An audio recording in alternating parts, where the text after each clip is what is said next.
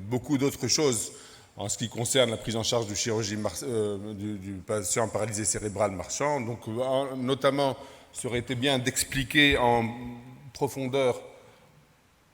Donc, vous passez là.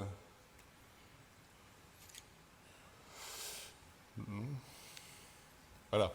Donc, expliquer la physiopathologie des troubles de la marche, notamment, donc, il y a une théorie très intéressante, qui n'est pas une théorie, qui prouvait, c'est la dysfonction des bras de levier au niveau des membres inférieurs qui a été décrite par Gage. Et ici, j'invite les personnes qui sont intéressées par le sujet d'aller consulter ce livre, qui est un livre très didactique et très pratique, qui explique simplement les différentes anomalies, la physiopathologie des anomalies de la marche ainsi que leur traitement.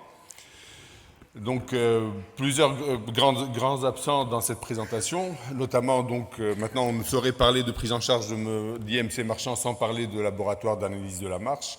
Donc, c'est une instrumentation sophistiquée qui fait appel à des EMG dynamiques, à des techniques complexes de vidéo, à des plateformes de force qui permettent de faire une analyse précise de toutes les anomalies secondaires qu'il faut traiter ou bien ne pas traiter.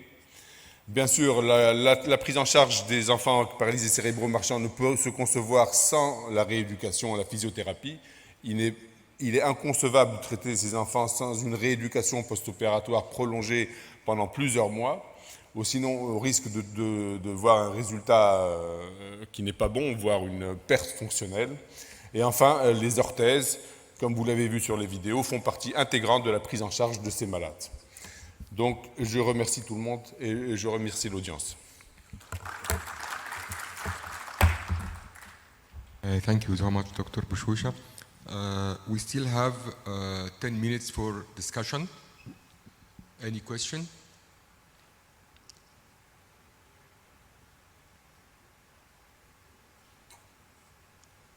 I have some question to Dr.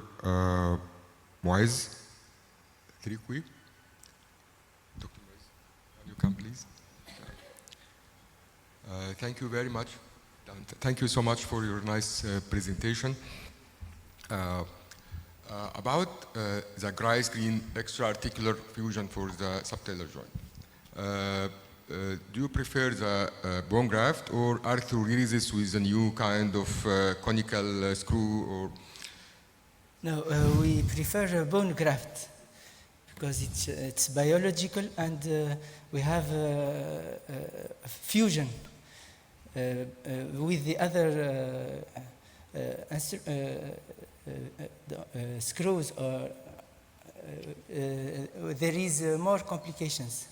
I see, because actually this is like a new modality or new moda for to do arthrodesis, and I personally tried in some patients, and they develop pain after the operation. So actually we have to select the patient to do this kind of arthrodesis. Yes. Because everywhere now in Europe and United States they use the screw, and it's, you know, it's like a kind of industry and advertising, and I absolutely agree with you about using the extra-articular graft. So, do you have any question for... Professeur Abdelrazek Dr. Abid, s'il vous plaît. Je remercie toute l'équipe pour ce symposium sur la prise en charge de patients spastiques marchands. Mais on dit toujours que quand on est au stade de spasticité, c'est toujours le traitement médico-fonctionnel. Et quand on bascule vers la rétraction, c'est le traitement donc, chirurgical département. Le puis, si ça ne s'améliore pas, c'est le traitement donc, osseux. Sur le plan clinique, comment on peut parfois, avec physique, donc, mais pas un chirurgien tout seul, comment parfois c'est difficile de dire qu'il s'agit d'une spasticité, par exemple, du triceps sural ou d'une rétraction du triceps sural. Est-ce que sur le plan clinique, on peut faire la différence entre les deux, spasticité et rétraction, qui peut balancer du traitement médico-fonctionnel au traitement chirurgical?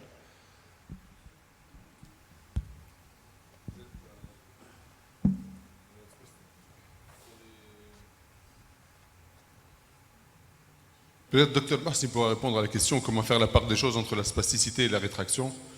Donc, Dr Mars a parlé de la diagnostic des anomalies secondaires. Peut-être que tu pourrais répondre. Bien, je peux répondre à ta place, il n'y a aucun problème. Donc la question, si je comprends bien, c'est comment faire la part des choses entre spasticité et rétraction. Donc, en fait, c'est assez simple. Donc, quand il y a une spasticité, on sent qu'il y a une tension lorsqu'on fait le mouvement, mais l'amplitude articulaire est conservée, voire un petit peu limitée, mais on arrive à avoir une amplitude articulaire. Donc, la tension cède doucement en faisant des mouvements lents, alors que la rétraction, il n'y a aucune correction possible. Donc, c'est comme ça qu'on fait la part des choses. Est-ce que je réponds à la question? Non, mais par exemple, chez un enfant qui a un fléchissement du genou, oui, qui est irréductible. Irréductible. Oui. Que tu es programmé, par exemple, pour une chirurgie du pied qui a une rétraction du genou qui est irréductible. Oui. Irréductible. Mais sous-âgé, il devient réductible. Est-ce qu'on peut considérer ce fléchissement du genou qui est vif irréductible, sous-âgé irréductible, est-ce que c'est une rétraction ou c'est une...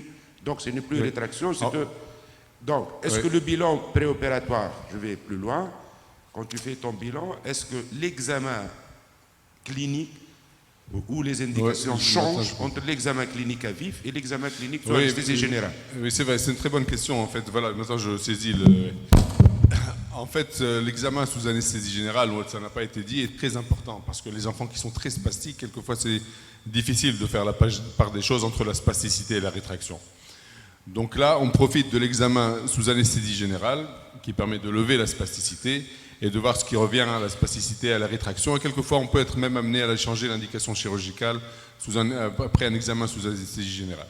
Mais bon, pour revenir au fléchissement fixé, en général, c'est du genou. C'est la zone anatomique où le diagnostic est le plus facile. En général, quand on a un fléchissement fixé, quand le patient est éveillé, il persiste fixé même sous anesthésie générale. Mais d'autres éléments, surtout au niveau de la cheville, faire la part des choses sous anesthésie générale, c'est très important à faire. Sami, effectivement, Dr Jenzri, pour l'examen sous anesthésie générale, c'était une indication du professeur Slimane à l'époque de le mettre au programme opératoire. Donc il mit examen sous AG sans rien faire. Ensuite, la semaine prochaine, on discutera dans le staff l'indication chirurgicale. Donc c'est pour dire que l'examen sous anesthésie générale est parfois très important. Deuxième question, peut-être notre invité, l'indication du transfert du recto-fémoris sur les ischio-jambiers. Qu'est-ce qu'on est actuellement? Je pense que le malade qui a été présenté par Dr Msekni, il est parti en recurvatum. Est-ce qu'on fait quand même cette indication ou je pense qu'elle a été plutôt délaissée? Je peux faire la traduction. C'est-à-dire, a question for our colleague, for you, Batra. Dr. Jenzri asking about surgical indication of... quels sont les tendons, Dr. Jenzri? Transfer of muscle rectus femoris in hamstring muscles. Rectus femoris transfer.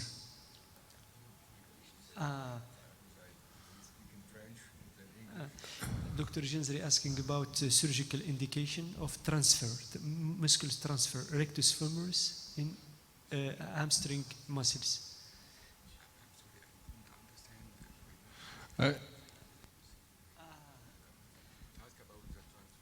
Yes, using hearing, il utilise des écouteurs pour entendre.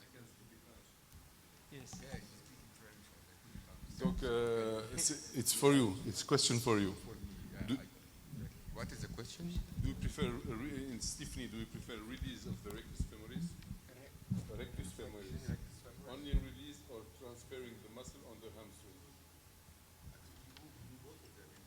Depend on, we have to do the gait analysis, and then the neurologist advise about the transfer or the resection. It depends.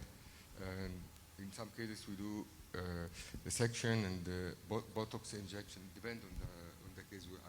After the analysis of the condition. Do you have a gait lab in Egypt? For your patients, do you have a gait lab? Yes, we have different gait labs, not one only. Okay. So Hi. depends. Good morning on the other And side. we have a question from Dr. Dalal from Hi. Saudi Arabia. Excuse my French, Can I'm you- English speaking. Yes. Good morning, everyone. I'm Dalal Bouchet, pediatric orthopedics from Saudi Arabia. My question about cerebral palsy is about their nutritional status. So whenever we do surgery, sometimes we forget that they have poor muscle bulk and they have poor resorption and protein intake. So when you do releases, they're opposite muscles. So if you do hamstring release, the quadriceps appears how weak it is.